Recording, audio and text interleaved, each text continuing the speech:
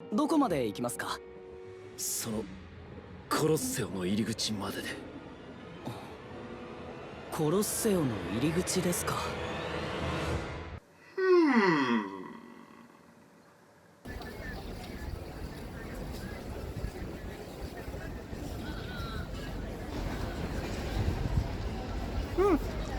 We got it pretty right.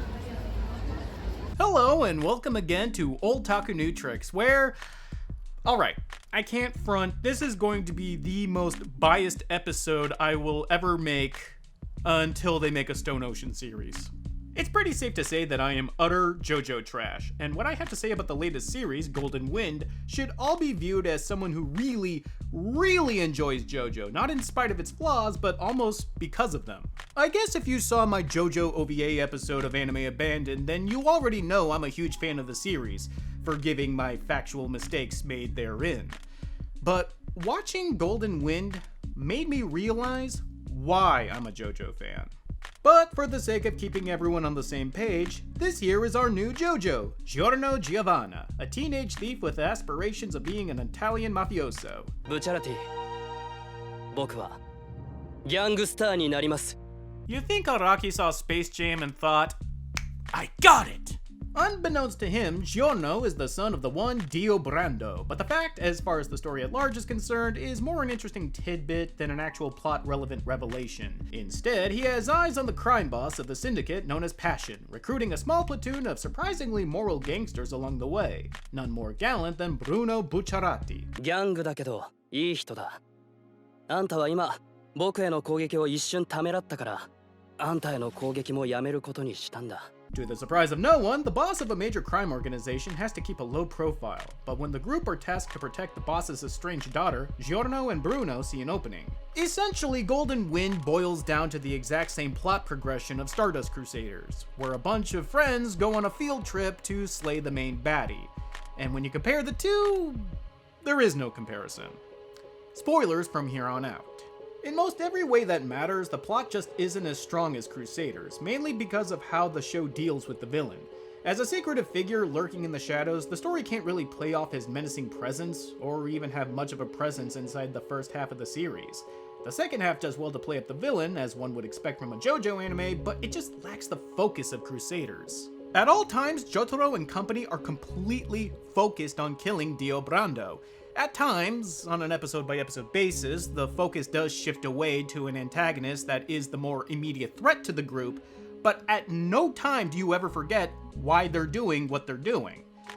Here, though, well, the fact that Giorno and Bruno are the only ones in the group that know about their ultimate plan to kill Diavolo means that the series can't really build up the journey toward meeting and killing him. Sure, for those in the know, Dio's presence in history was already established in previous stories, so not a lot of actual screen time was spent on him, but you never once forget what Jotaro and company were out to do. Meanwhile, I had to take timeouts every once in a while to actually remind myself that, oh wait, they're not here to help Diavolo, they're actually out to kill him! Somehow. It's like if Trish's protection just so happened to be handed off to another stand-using group, then Giorno and Bruno would just be shit out of luck. More to the point, it feels kinda weird that Giorno was always going to kill Diavolo just for the sake of taking over Passion, but when they found out that the leader of a brutal crime syndicate is a bad guy, all of a sudden it turns into a holy mission to kill him. But when you really think about it, this weirdness isn't really new to the series. Araki really loves his protagonists as delinquents, and his antagonists as utterly irredeemable monsters. Carrying the weight that Diavolo slacks, at least for 2/3 of the series, the many other stand-wielding gangsters and cutthroats are some of the more memorable in the entire JoJo series. Yada! もっと、もう。嘘だよ。ここ投げてやろう。You could just tell that Araki had the time of his life writing these characters and coming up with these interesting and unique powers for them to wield, and letting the fights almost write themselves. Conversely, the protagonists aren't nearly as well characterized, and their interactions kind of leave me feeling unimpressed. 5つのものから選ぶのはいい。3つのものから選ぶのもいい。だが4つのものから選ぶと良くないことが起こるんだ。It's pretty telling just how weak the characterization of the protagonists are that when one of the core cast members decides to bail on the rest of the group halfway through the series, it still took me like 3 episodes to even realize he was missing. But in my mind, the fact that the story itself isn't as well told or focused as Crusaders, and the cast is kind of ho-hum overall, and yet I keep waiting for new episodes with bated breath means something must be working beyond the season itself. And I think it all comes down to the fact that it follows the Jojo spirit, which is the notion of, why not? Why not have a guy who could put zippers anywhere he pleases? Why not have a guy who can cast a fishing line through anything? Why not have a torture scene set to hip-hop? Wait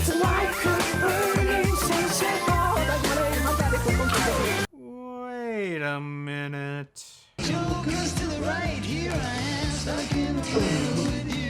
Look, all I'm saying is I'm just surprised that there isn't a stand called Steeler's Wheel. Yet. And really, this speaks to the heart of why I am a JoJo fan. The series can have literally anything while simultaneously being comprehensible and followable. The only rule being, if you're going to do it, don't hold anything back. Leave no meat on that bone.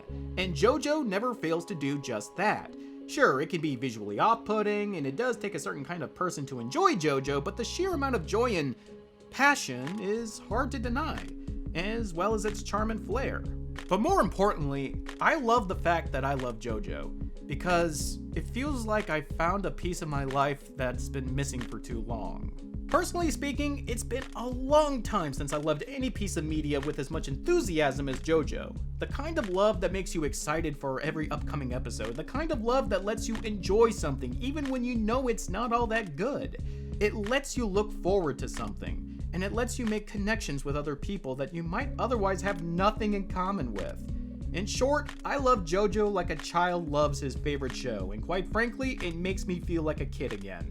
And as somebody who is on the cusp of turning 30, that feeling is precious to me. So even when Golden Wind has these down moments and hiccups, it's still JoJo, and for someone like me, that's all they want. And chances are, if you're like that too, you didn't need me to tell you to go see Golden Wind. But if you are on the fence about seeing JoJo after all the memes and all the gibbering from the JoJo trash like me, then I wholeheartedly ask you to do yourself a favor and check it out. You don't need to see the previous 4 seasons to enjoy Golden Wind, but trust me, you'll want to if you wind up liking it. But that's enough gushing from me. By now, you surely know my feelings on the series, but tell me, what do you guys think of JoJo?